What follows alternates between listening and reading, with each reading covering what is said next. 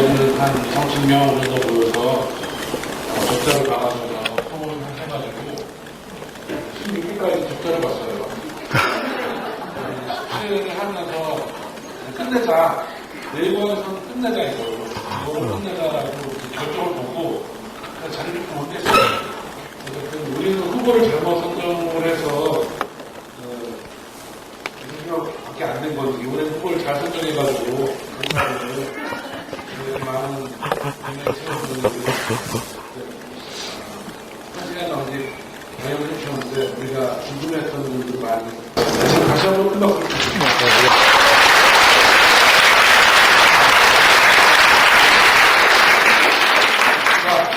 교수님께서는 다 하는데 우리가 할 말 해야죠. 네, 질문 있으신 분은 마이크를 연결될 수는 없으니까 소리를 들어주시고 큰 소리로 질문해 주시면 좋겠습니다. 감사합니다. 교수님 만났습니다. 네.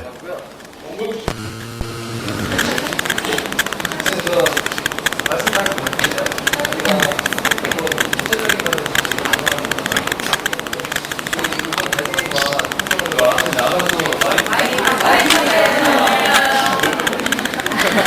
미안해요. 예, 이걸 총선을 하고 대선을 갖다 거치면서 제 나름대로 제일 기대점을 하고 된 게 언론의 편파적인 보도가 상당히 분명할 수 있다고 보고 있어요. 도신동이라든가 종편이라든가 아니면 뭐 공식화까지 뭐 뿅뿅 뭉쳐가지고 좀 바람타듯이 해가지고 뭐 그런 식으로 편파적으로 보도를 했던 것 같은데 그 문제에 대해서 해결 방법은 어떤 게 있을 것인지 교수님 의견을 요번 이제 과정에서 보게 되면 이제 종편이 1% 시청률 1% 이하 아닙니까? 그러다 보니까 더 자극적인 방식으로 공격을 함으로써 이제 시청률을 높이려고 뭐 더 난리를 친 것 같습니다. 그래서 그 조중동 플러스 종편과 나머지가 싸우는 이런 상황이었던 거고, 그래서 언론에 있어서는 뭐 새로 보면 밀리는 거죠. 그래서 저는 새삼 지난 그 참여정부 시기에 언론개혁 문제가 참 정말 마무리가 더 잘 됐으면 좋겠다는 생각을 새삼 하게 되었습니다.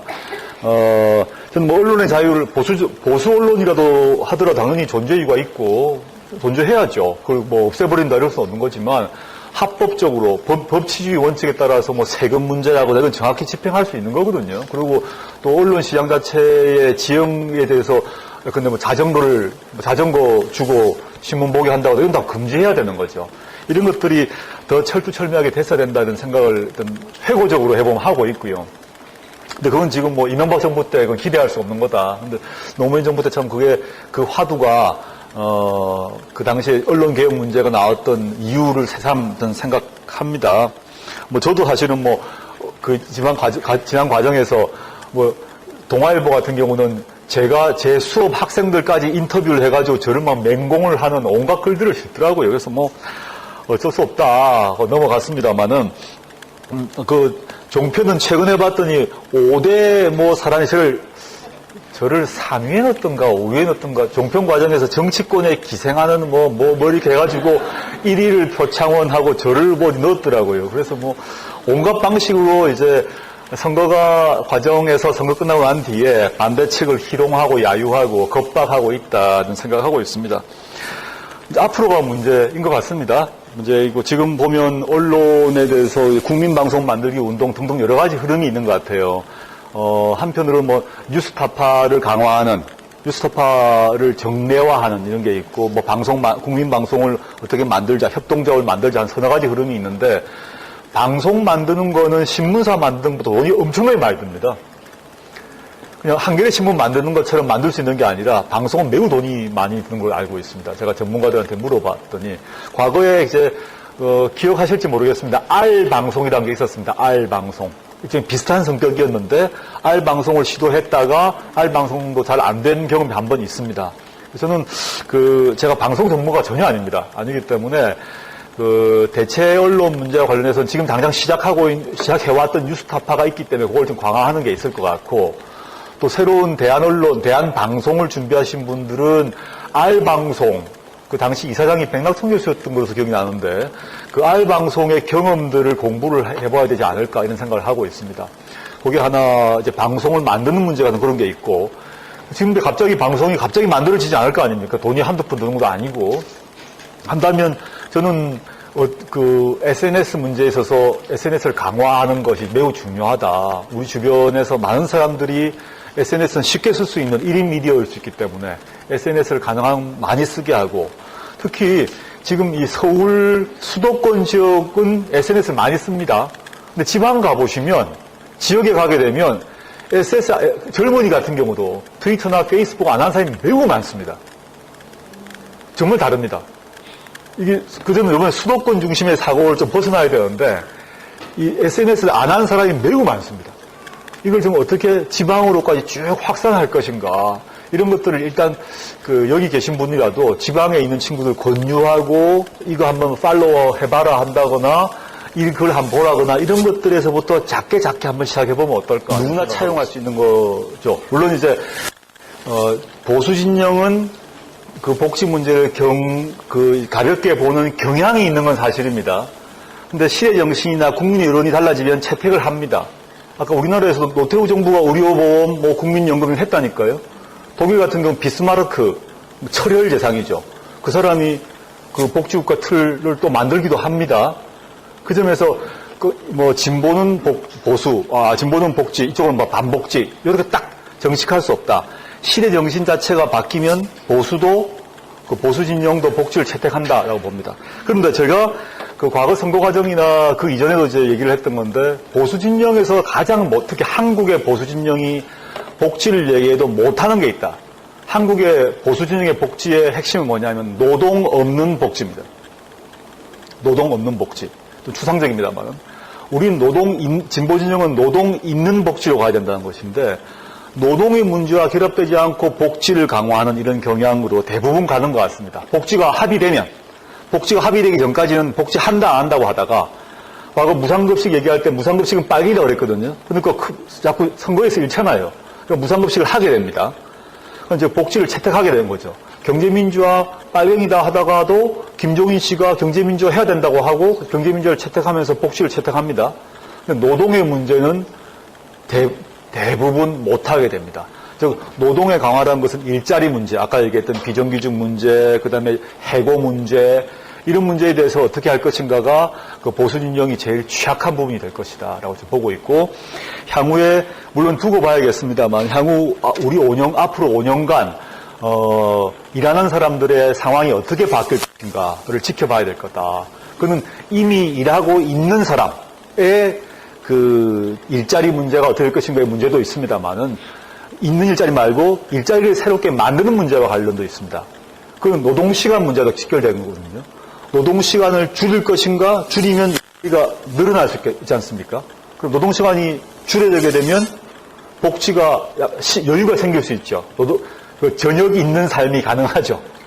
손학규 후보 정말 멋진 말인데, 저녁이 있는 삶이라는 것을 하려면 뭐가 필요한가에 대해서 저녁 없이 사는 것이 좋은가, 저녁이 있으며 사는 것인가의 판단을 딱 하면, 저녁 있는 삶이 되려면 노동 문제가 해결돼야 됩니다. 일자리 문제가, 일단 일자리가 있어야 돼요, 첫째는. 나에게 일자리가 안정적 일자리가 있어야 됩니다. 그것이 임금이 조금 낮더라도 안정적 일자리가 있어야 되고, 그 다음에 일자리를 갖게 되게 되면 쌍용 자동차 같은 일이 안 벌어져야 된다는 얘기거든요. 경영상의 필요한 이유만으로 확 잘라버리는, 수백 명을 한 방에 날리는 일들이 벌어지지 않으려면, 이 노동의 문제와 관련해서는 회사, 즉 재벌들이 있는 문제인데, 재벌에게 다른 일자리 정책이 하도록, 다른 일자리 정책을 집행하도록 만들어야 되는데, 그럼 법이 크게 바뀌어야 됩니다. 이게 저는 박근혜 정부가 못할 일일 것이다, 아킬레스 건일 것이다, 저는 예상해 봅니다. 물론 두고 봐야 될 것 같습니다. 그다음 국립대 문제 같은 경우는 국립 통폐합 문제에 대해서는 여러 가지 논쟁이 많이 있고 방안도 여러 가지가 나와 있습니다. 그 국립 통폐합 안 자체가 지금 이미 서너 가지가 나와 있는데, 이제 세밀한 안에 대한 평가는 하기 힘듭니다만, 최근에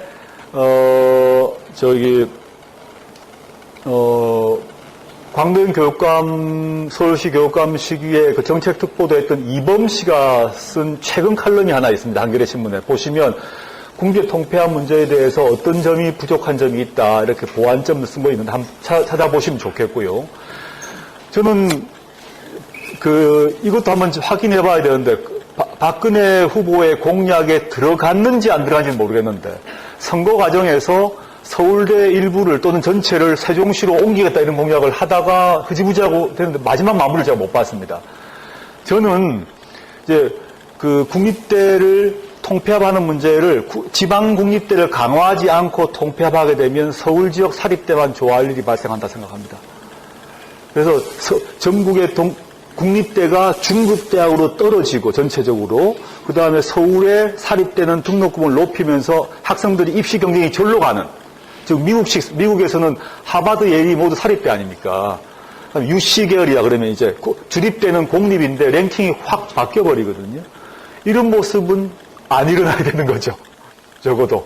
그럼 이걸 어떻게 조절할 것이 아주 사람들의 마음, 학부모와 학생들의 마음을 잘 읽어야 될 것 같다는 생각을 하고 있습니다. 이거는 합해놓으면 경쟁이 사라진다가 아니라 이렇게 갈 거라는 거죠. 우리나라 현실에서. 그걸 잘 조율하면서 만들어야 될 것 같다는 생각을 하나 하고 있고요. 제가 서울대 교수로서 저는 통폐합 문제와 별도로 저는 서울대 전체를 한 반 또는 몇 개를 쪼개가지고 세종시에 확 보냈으면 좋겠습니다. 저보고 가라면 제가 가겠습니다.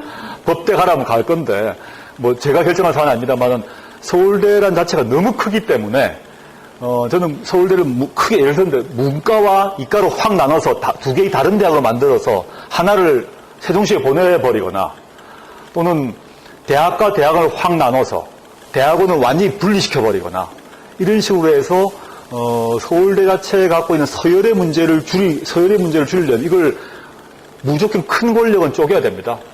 제가 제도론자로서 보게 되면 덩치가 큰 거는 무조건 쪼개야 됩니다. 검찰 권력이 너무 크거든요. 그럼 쪼개야 됩니다. 그래서 서울대는 너무 커졌다라고 생각합니다. 모든 걸 떠나서 서울대는 좀 쪼갤 필요가 있고요. 그 다음에 국립대 그걸 쪼개고 그럼 서울대가 몇 개가 될 수 있지 않습니까? 그럼 또 국립대가 전국의 지방 국립대를 대폭 강화해야 됩니다. 지방 국립대를 강화하지 않게 되면 어떤 일이 벌어지냐? 통합 상태에서 수강을 마음대로 할 수 있거든요. 그럼 지방의 학생이 모두 서울대를 제1국립대라고 합시다. 다 올라올 겁니다. 또 이상한 일이 벌어집니다. 그러면 제도적 보완이 필요합니다. 과거 노무현 정부 때 하려고 했고 잘 이루어지지 못했습니다만은 이게 뭐냐 하면 지방국립대에 있어야 되는 거거든요. 그 통합된 상태에서 학생들이. 그럼 지방국립대를 나오는 게 유리하거나 적어도 불이익하지 않아야 됩니다. 졸업생에게. 그럼 그의 혜택을 줘야 됩니다. 취업상의 혜택이든 뭐든 간에. 지방자치단체 또는 거기에 기업에 있어서의 각종 취업이나 등등에서 혜택을 줄 때 학생들이 올라가지 않습니다. 그래서 이런 제도 세팅을, 제도 설계를 잘한 상태에서 단계 가야 될 것 같아. 이런 생각을 하고 있습니다. 그래서 SNS 풀폴이 개인 정치와 운동에서 동참을 하고 싶은데 공지에 있으면서 그 정책 없이 저희들이 할 수 있는 운동이 좀 뭔지 궁금합니다. 공직에 계시다 하면 이제 공무원이라고 하게 되면 의사표현의 자유가 제한되죠. 저 같은 경우는 이제 교수의 경우에 있어서는 공무원 신분을 갖는다 하더라도, 물론 지금은 서울대는 법인화됐기 때문에 공무원은 아닙니다. 근데 국립대 같은 경우는 법률상 교수는 정치활동의 자유가 보장되는 특례 조항이 있기 때문에 정당 가입도 가능하고 정치 발언이 가능합니다. 그래서 제가 움직일 수 있는 법적인 유익이기도 하겠죠. 그렇지 않은 공무원분들, 그리고 교사 같은 경우는 그 활동 자체가 금지되어 있습니다. 그래서 아주 조심스러운 문제가 있다. 함부로 발언을 하기 힘들죠. 그 발언 자체를 가지고 징계 사유가 되죠. 그래서 조심스러운 게 있다고 생각을 하고요. 저는 공직에 공무원이시라고 하시니까 제가 제안 드리고 싶은 것은 SNS건 블로그건 뭘 하실 거 아닙니까? 그게 의견을 표명하지 마십시오. 본인의 의견을 달지 마시고 그냥 그 링크를 올려놓으면 됩니다. 그러니까 본인의 생각과 같은 어떤 글이 있을 거 아닙니까? 그 글을 링크를 해놓으시면 돼요. 그 외에 근데 나는 이 글이 좋아, 맞아 하면 의견 표명이 되기 때문에 나중에 빌미가 됩니다. 근데 그걸 내가 스크랩한 것은 아무런 죄가 될 수 없지 않습니까? 스크랩을 열심히 하시면 됩니다. 방송보다 아주 미치는 특별히 외쳐주십시오. 네, 지금 세 분인데 일단 앞에 좀 나가고 그 다음에 어머니한테 이렇게 손님 나오시죠.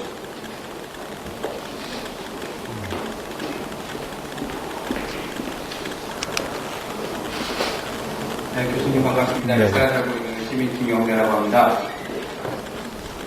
다른 게 아니고 요새 지금 선거가 끝나고 이제 많은 분들이 이제 실망을 할 수가 있는데 멘붕 상태에 빠져서 그런지 이제 뭐 휴대폰 돌림에 관련한 얘기들이 좀 많이 돌고 있고 현재 인터넷상에서 22만 명의 서명을 좀 받고 있는 상황이 있습니다. 근데 이제 이게 대선 결과에 대한 불복 요새 일어난 사건을 보면 이제 국정원조 사건 그것도 이제 해당 사항에는 고발을 받으셨지만 그런 부분도 있었고요. 앞에 1월 초쯤인가 해가지고 경기도 성관위에서 농림 수지지구에서 투표소에서 한 투표소가 집계 누락이 돼서 한 2,700여 표가 누락되는 사건도 있었습니다. 이런 상황들에 됐을 때 현재 우리가 가지고 있는 시대 상황이 이미 국가 권력이 시장 권력에 넘어가 있는 상황이고 이런 걸 가지고 견제할 수 있는 수단은 결국 시민 권력이라고 생각을 하는데 견제와 감시를 하기 위해서라도 어떻게 보면 휴대폰이라든지 하는 부분에 대해서 다시 한번 진지하게 논의를 해봐야 되는 게 아니냐는 그런 인터넷상의 여론들이 있습니다. 이 부분에 대해서는 어떻게 생각하실지 좀 궁금합니다. 좀 두 가지 측면을 나눠서 얘기할 필요가 있는 것 같습니다. 지금 수개표 문제 요구사항 사인을 서명을 한 거 제가 이제 보았는데요. 그것이 이제 대선 불복 운동으로 나아가는 것은 틀렸다고 봅니다. 이 말 결론으로 얘기해 보게 되면 그 힘을 다른 데로 끌고 가야 된다고 봅니다. 그 사람들의 분노란 걸 제가 느껴졌습니다. 한편으로 그 힘을 다른 데로 가야겠다 생각하고 있고요. 그런데 두 번째는 이 수개표 논란 관련해서 그 대선 불복은 아니지만 이 선거 개표 과정에 있어서 현재 시스템이 문제가 있는 건 사실인 것 같습니다.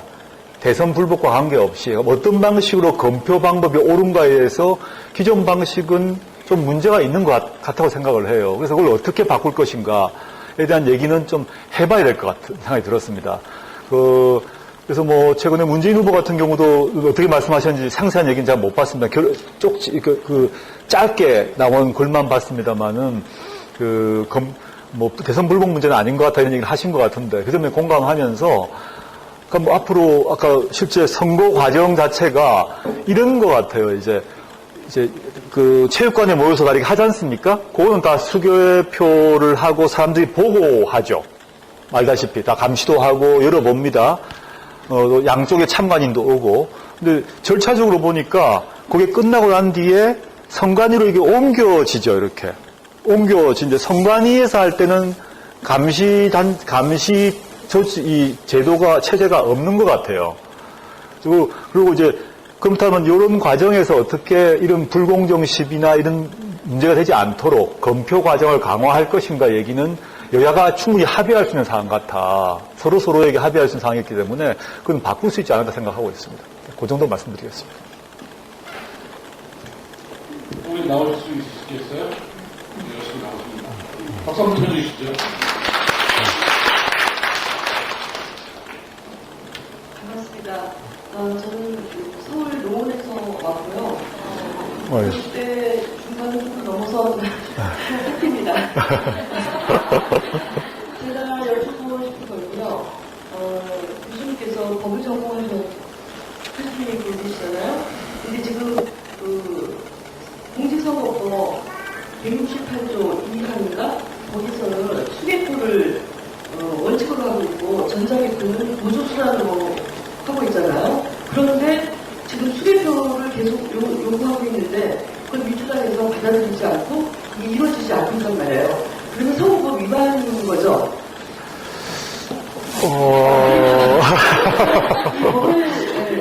법을 전공하신 분으로서 이 법이 위반이 되어 있는 거에 대해서 어떻게 생각하나 그게 제일 첫 번째 궁금한 거고요. 이번에 지금 인터넷과 트위터에서 각종 부정선거에 대한 증거가 뭐 로지스틱 함수라든가 뭐 여러 가지가 지금 너무나 정확하게 돌아다니고 있거든요. 그런데 이 부정선거에 대해서 교수님께서 어떻게 보시고 계시고 어떻게 생각하고 계시는지 궁금합니다. 법조문 168조 2항 얘기했습니다. 그 원칙 하기 때문에 그 수개표를 원칙으로 하는데 자동개표는 쓸 수는 있게 되어 있습니다. 그래서 자동개표를 쓴 자체가 불법은 아닙니다. 과거 선거에서도 기계를 사용해왔고 또 손으로 하는 작업들이 병행되고 있다고 보시면 되겠고요. 그 다음에 인터넷상으로 돌고 있는 거 제가 다 확인은 못했습니다. 근데 로지스틱 그 얘기를 많이 하셔서 저한테 누가 보내주셨습니다. 봤는데 제가 아는 수학자에게 사실 물어봤는데 그 로지스틱 함수를 가지고 한 것은 그건 아닌 것 같습니다. 저 전문가가 아닙니다. 아닌데 로지스틱 함수와 맞다 자체는 이 자체가 팩트 자체가 틀린 것 같다는 얘기를 수학자께서 하셨고 그 외에 저는 뭐 이 개표 과정에서 전국적으로 봤을 때 잘못된 일이 발생할 수 있다고 생각합니다. 제가 현장에 있지 못했지만 그것들은 조사를 해서 그 책임자를 처벌하고 징계하고 다 물어야죠. 뭐 표가 바꿨다 그러면 당연히 책임져야 되는 거죠. 그것들은 그 증거가 확보되어 있다면 그걸 가지고 선관위, 검찰 등에 반드시 고발해서 그 절차를 거쳐야 된다고 봅니다. 그런 것들이 그런 건 반드시 해야 되는데 그걸 잘못해서 대선 불복으로 나가는 것은 이 부메랑이 될 가능성이 있다고 생각해서 아까 그 말씀 드렸던 것입니다. 우선 질문, 수개표와 관련된 질문은 이제 멈추는 거고, 수개표가 아니라 전자개표 쪽인가요?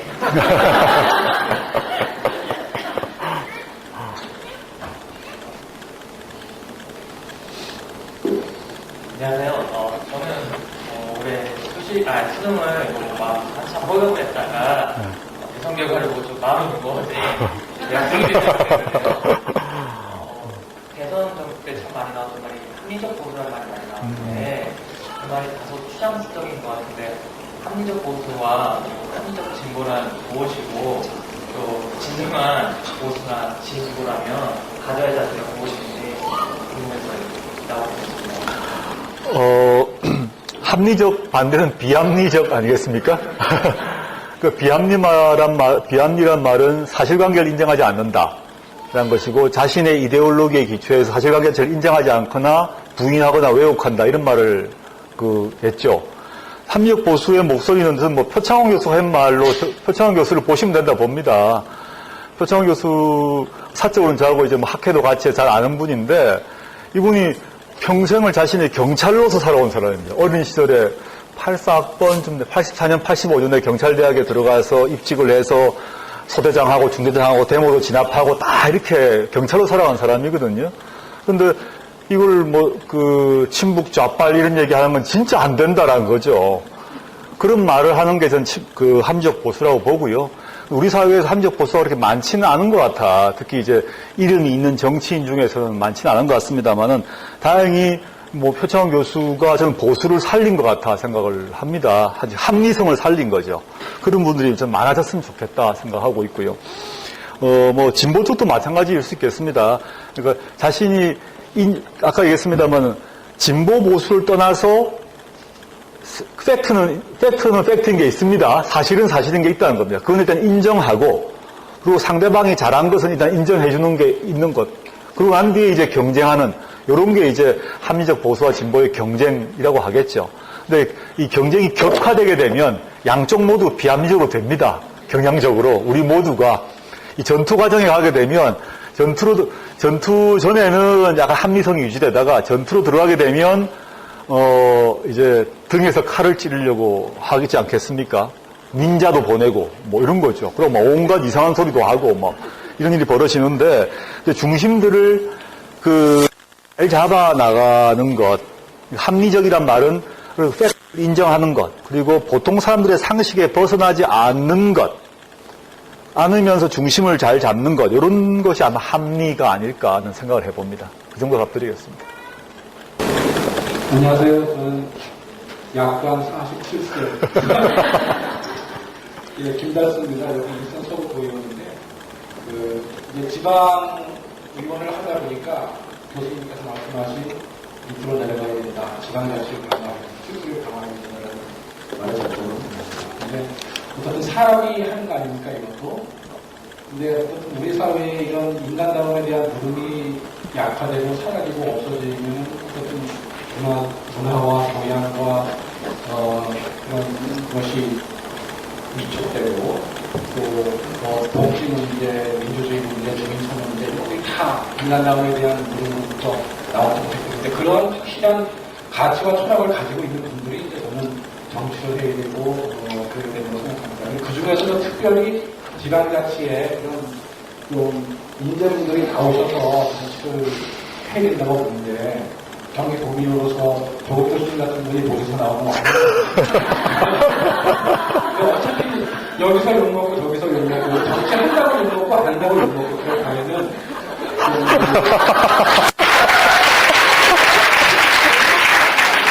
우리 기통한 백성들을 위해서 그렇게 정치만 반드시 안 한다 이런 말씀을 좀 하지 마시고 그래서 교수님의 그 정치관, 그러니까 교수님이 정치하는 것에 대한 생각을 듣고 싶습니다.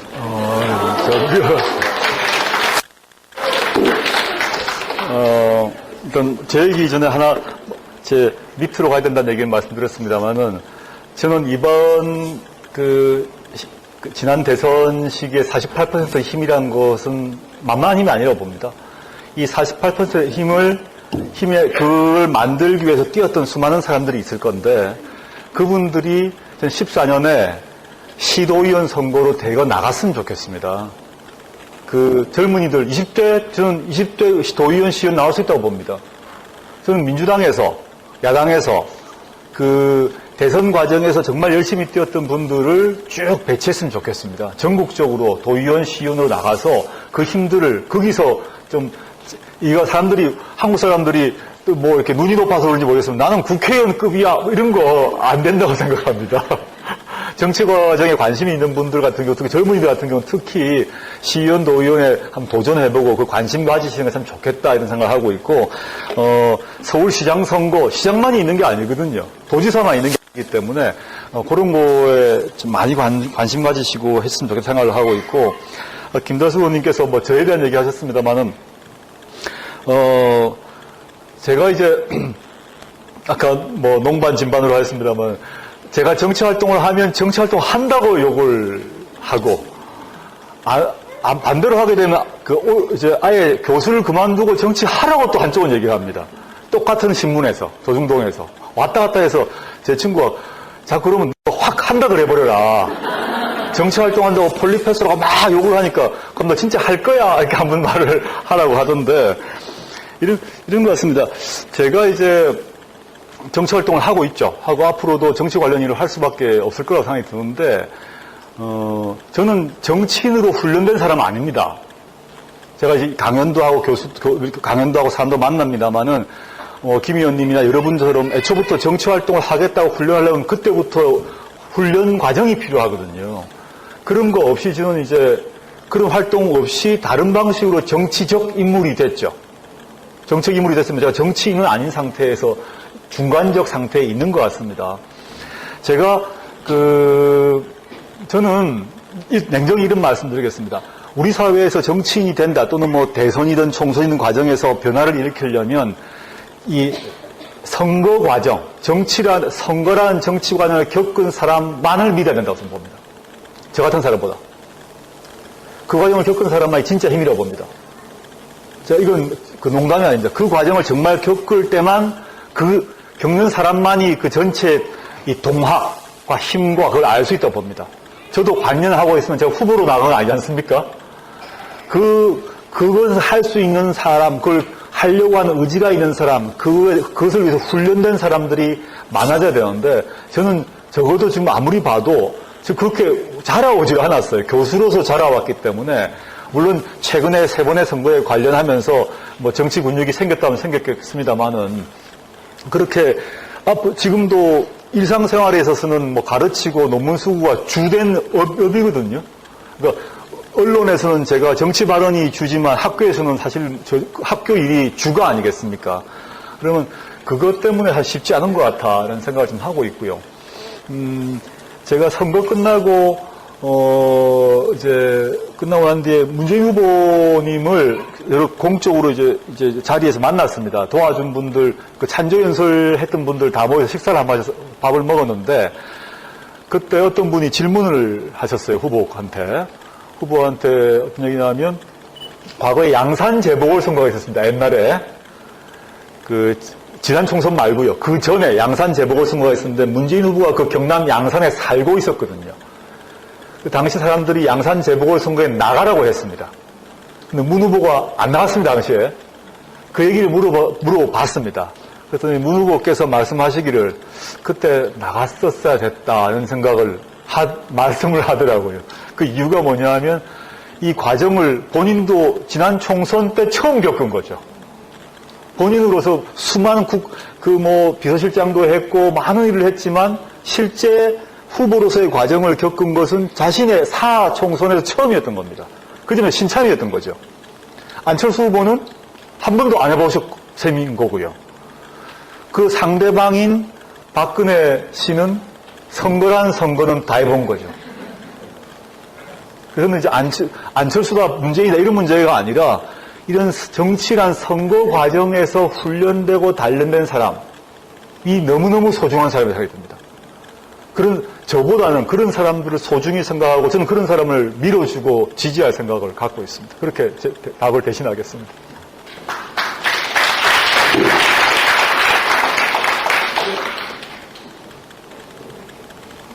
이분은 마지막으로 질문.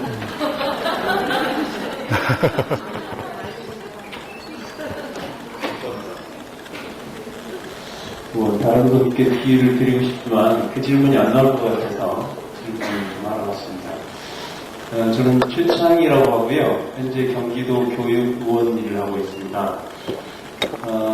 우리 교육청에서 이렇게 강연을 하게 되니까 어떻게 생각하는지 모르지만 저는 좀 감회가 새롭습니다. 여러 강의를 많이 합니다만 교육청에서 흔히 좌팔 교수라고 하는 좋은 교수를 교육청 마크입니다 앞에 사진에 찍히면서 나올 수 있었던 것도 사실 우리가 그동안 여러분이 잘 선출해준 교육감이 있고 또 저 같은 보적인 교육이 있어서 가능한 일입니다. 교육감만 잘 뽑는다고 되는 게 아닙니다. 부사관식이 되기 위해서는 의회의 심의를 반드시 통과되어야 됩니다. 이번에 대통령 선거 얘기만 자꾸 하는데 사실은 대통령 선거와 함께 서울시 교육감 선거가 있었습니다. 교육감 선거도 잘 못 뛰어서 굉장히 서울 교육이 암담하고 상당히 처참한 그런 상황이 있습니다. 우리 어른들이 당하는 것은 그래도 좀 참을 만한데 교육감 잘못 뽑아서 우리 아이들이 당할 여러 가지 어려움을 생각하면 가슴 아픕니다. 그 교육감 선거 때 제가 우리 조국 교수님을 다시 한번 보았어요. 되게 잘생겨서 좋다, 또 강연을 잘한다 이랬는데 저는 그보다 그 당시에 교육감 선거에 조국 교수가 출마하라 그런 요구가 많이 있었어요. 잘 아시지만 사통성이 되잖아요. 그런데 조 교수님이 사실은 심사숙고하셨겠지요. 그리고 한 말이 있습니다. 초중등 교육을 잘 아는 사람이 교육감에 나서야 한다. 나는 대학 아니지만 초중등 교육을 그만큼 모르기 때문에 이수호 후보가 되었으면 좋겠다. 그렇게 말씀하셨죠? 예, 그렇습니다. 예. 참 저는 교육원으로서 오랜 동안 또 활동도 하고 현직 교사로도 일했던 사람이기 때문에 마음에서 정말 존경심이 우러났습니다. 그런데 초중등 교육을 아는 이수호 후보가 떨어졌어요. 떨어졌다는 얘기를 강조하려는 게 아니고 이런 말이 있어요. 문재인 후보가 얻은 득표만큼 이수호 후보가 받았더라면 당선되는데 왜 그렇게 되지 못합니까? 상당히 중요한 문제입니다. 우리한테 미래와 관련된 문제고 여러 평가들이 있습니다만 조국 교수님은 어떻게 보시는지 그런 말씀을 하셨기 때문에 좀 말씀을 해주셔야 다음에 여기 경기도 교육감 또 서울 교육감 잘 될 것 같아요. 제가 그 선거 과정에서 그 말을 했더니 잘못 오해를 하셔서 그럼 광노현과 김상곤 교육감은 대학교 출신인데 그 두 사람을 반대하는다 조국이 이렇게 또 이상한 공격을 또 하시는 분이 계신데 그런 건 아니고요. 저는 이제 그래도 곽 교육감 같은 경우는 저하고 사적으로 잘 아는 분인데 방송대 교수를 하시면서 애초부터 대중교육 통신대, 지금 방송대의 성격 자체가 좀 다르지 않습니까? 그래서 그런 통상적 대중교육에 관심이 애초부터 많던 분이었습니다. 그래서 제가 현직 교육감을 두고 했던 말은 아닌데 그런 말들 하시는 분이 있어서 이 말씀 하신 김에 제가 해명을 드리고, 왜냐면 이제 교육감 자체가 원래 초중등 교육을 전담하는 기관 아닙니까? 이게 사실은 이게 지금까지는 대학 교수분들이 많이 나왔고 훌륭하신 일을 많이 하셨는데, 이게 왜 약간 제도적으로 아까 말씀드렸듯이 우리나라에서는 교사의 정치적 활동 자유가 금지되어 있습니다.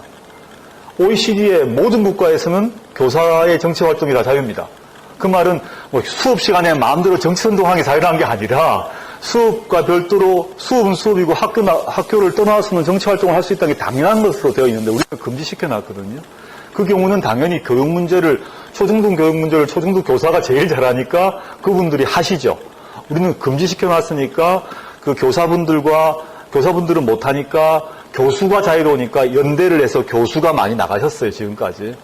그런 맥락인데 저는 이제 앞으로 정치활동의 자유를 교사분들도 가져야 된다. 그리고 교육감 문제, 교육위원 등등도 교사분들이 나가야 된다는 생각을 하고 있습니다. 저희 소신이고, 저희 논문을 통해서 많이 발표를 했습니다만, 그게 이제 그런 맥락에서 말씀드렸던 것이고, 그 다음에 지금 이제 교육위원님께서 말씀하셨습니다만은, 8% 서울시 시민층에서 문재인을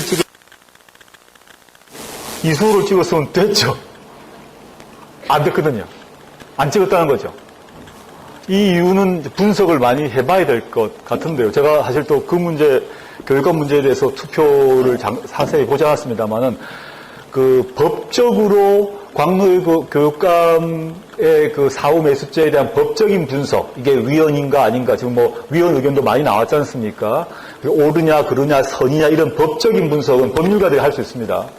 말고, 통상의 시민들 관점에서는 이 선거는 광노현 때문에 하는 거야. 이런 선거입니다. 모든 걸 떠나서.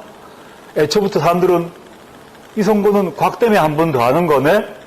그래서 그 다음에 다시 이수호를 찍기가 쉽지 않은 게 있었다고 저는 봅니다. 세밀한 정책을 비교해서 이 정책이 맞다 이런 걸 이전에 그게 하나 있고, 구성이 물론 그런 생각이 만들어지게 된 거는 곽교육감의 개인 및 곽교육감의 정책을 맹공하는 그런 언론 환경이라는 게 존재하고 있죠. 이런 속에서 반대되는 정보를 듣지 못했을 때 이 돈 쓰고 또 선거해야 되는 상황이 되는 거죠. 이런 상태에서 사람들은 그걸 꼼꼼하게 보고 선택하지 않았을 것이다 라고 그냥 저는 추측하고 있습니다. 표에 실제 A라는 사람이 대선에서는 누굴 찍고 그 교육감 선거는 누굴 찍었는지는 확인할 수가 없습니다. 서로 그런 표를 연결시킬 수가 없기 때문에 저의 그런 추론을 하고 있고요. 근데 다음번 같은 경우는 다른 상황이 될 수 있을 것 같아 생각이 듭니다. 이번 광노현 교육감의 곽교육감님, 김 교육감님의 정책에 저는 전적으로 찬성하고 있는데, 이것들을 이제 지킬 것인가 말 것인가 매우 중요한 문제가 되고 있는 것 같습니다. 특히 내년에 어제 아까 말씀드렸습니다. 어제 모 전직 아나운서가 14년에 모두 다 찾아와야 된다. 종북 교육관과 종북 지방자치단체 장과 시장, 도지사 등등과 교육감들 자리를 다 뺏어오자. 이게 속마음이 드러난 것 같습니다. 그거 빨리 지웠던데. 근데 결국 속마음이 드러난 거 뭐냐면 이 대선 기세로 14년까지 싹 해서 싹쓸이 하자는 얘기 아니겠습니까? 이 말은 반대로 생각하면 되죠. 14년에 뭘 지켜야 될 것인가가 금방 확인되는 것 같습니다.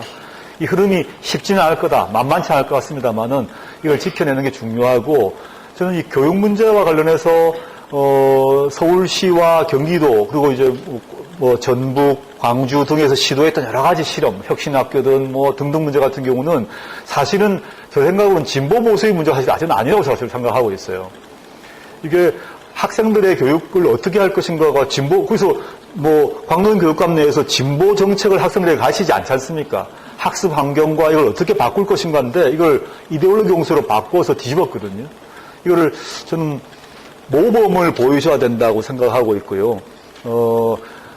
이제 경기도 같으면 경기도 교육감께서 여러 가지 좋은 일 많이 하셨는데 선거 과정에서는 그 좋은 일 많이 했다를 쭉 여러 개 100가지 나열하면 표가 오는 건 아니라고 생각이 듭니다. 선거란 과정은 그 중에서 모든 시민들이 보통 사람들이 아까 말씀드렸듯이 찜질방에서 얘기할 수 있는 두세 개가 확실하게 있어야 되는 겁니다. 무상급식 옛날에 하나 있었던 것처럼 다음 선거 때 찜질방에서 뭐 어디서 목욕탕에서 몸 담그고 야 김상곤이가 이거 했대 또는 뭐 했대 반대쪽에서 무슨 소리야 하는 그 몇 가지 이것 때문에 우리 집에 뭐가 바뀌었어 우리 집 아이가 어떻게 바뀌었어 내가 어떻게 우리 가정이 어떻게 바뀌었어 우리 애가 이렇게 바뀌었어 쉬운 담론으로 어려운 말로 막 어려운 교육 철학을 강의한 거 말고 말입니다. 아까 그 박원순은 가다피 친구 있었습니까? 너무 황당하지만 상당히 먹혔다는 거죠. 그런 황당한 얘기는 아니지만, 김상곤의 무엇 때문에 우리 집이 어떻게, 우리 아이가 어떻게, 이런 것들 몇 개를 확실하게 준비해서 다음 선거 준비해야 되지 않을까 이런 생각을 해보고 있습니다. 제가 뭘 잘 알지도 못하면서 그 훈수 놓은 것 같습니다. 양해해 주십시오. 예, 그리고 제가 마지막으로 질문. 네. 지금 밖에는 비가 많이 오고 있는데 저희까지 지켜주신 분들 중에서 여기 뭐 서울에서 오신 분들 멀리 노원에서 오시기도 하시고 이분들에게 좀 추운 날에 따뜻한 말씀 어떻게 살아야 되는데 따뜻하면 잘 될 것 같은 제가 이제 선거 끝나고 제 제자들 모임, 제 지도학생들 있지 않겠습니까? 논문 지도학생 모임도 있고, 저 친한 친구 벗 이렇게 만나서 얘기를 하면 첫째 절 위로를 많이 합니다. 당연히 고생하셨다 이런 얘기 많이 하고, 이런 일 당하셨다면서 저런 일 당했다는 얘기하고 난 뒤에 이제 제가 제 친구들, 친한 사람들, 제자들한테 꼭 하는 얘기가 있습니다. 저하고 뜻이 맞는 그런 사람들한테 하는 얘기인데요. 뭐냐 하면, 앞으로 5년간 우리는 행복해야 됩니다. 그러니까 우리가 불행하고 우울해지고 하면 누가 좋아하겠습니까? 제가 아까 150년 이런 얘기했는데 수명 얘기했습니다만 우리가 행복해야 됩니다. 건강해야 됩니다. 우울하고 물론 화도 나고 하지만 행복해져야 되거든요. 상대가 예를 들어서 선거 끝나고 저에 대해서 막 제가 우울해지고 의기소침해가지고 기가 죽어서 연구실 바깥으로 나오지도 않고 파리해가지고 이제 그냥 세상 만사 귀찮다 그러고 술만 마시고 있고 얼마나 바라겠어요, 그러기를. 그래서 저한테 겁도 주기도 고발도 하고 겁도 주고 그렇게 원하는 대로 해주면 안 되죠. 즐겁고 행복해야 됩니다. 이 말이 이상하게 들릴 수 있겠습니다만 그러시려면 좋은 사람들하고 만나서 행복해져야 됩니다. 얘기도 하고, 술도 적당히 마시고, 그 다음에 연애도 하고, 운동도 하고, 좋은 사람끼리 만나서 보면 연애도 할 수 있는 거 아닙니까? 우정도 쌓고. 즐겁게 사셔야 된다.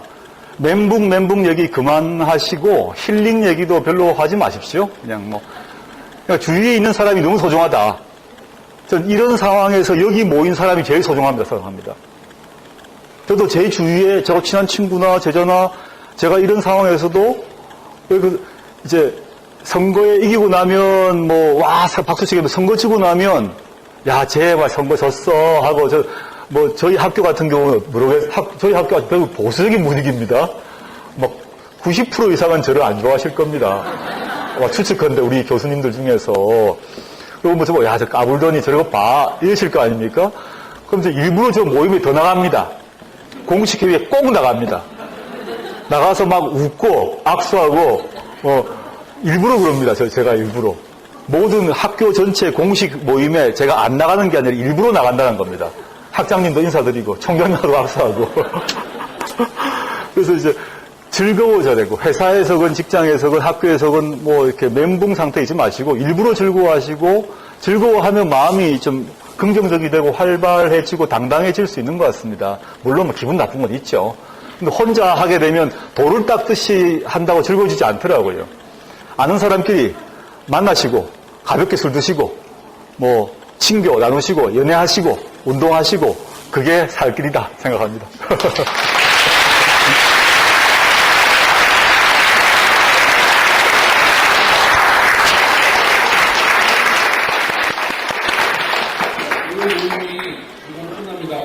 작은 모임 때는 저 앞에 12시 같이 가서 앞서 했는데 워낙 큰 모임이어서 여기를 수용할 수 있는 백주집은 없었어요. 알아서 들 모여서 적당히 드시고 드리는 걸로 보여드렸습니다. 감사합니다. 네, 네. 맞습니다. 예, 예. 사진 한 번만 아, 예. 아유, 오셨어요? 죄송한데 사진 한 번만 아, 예.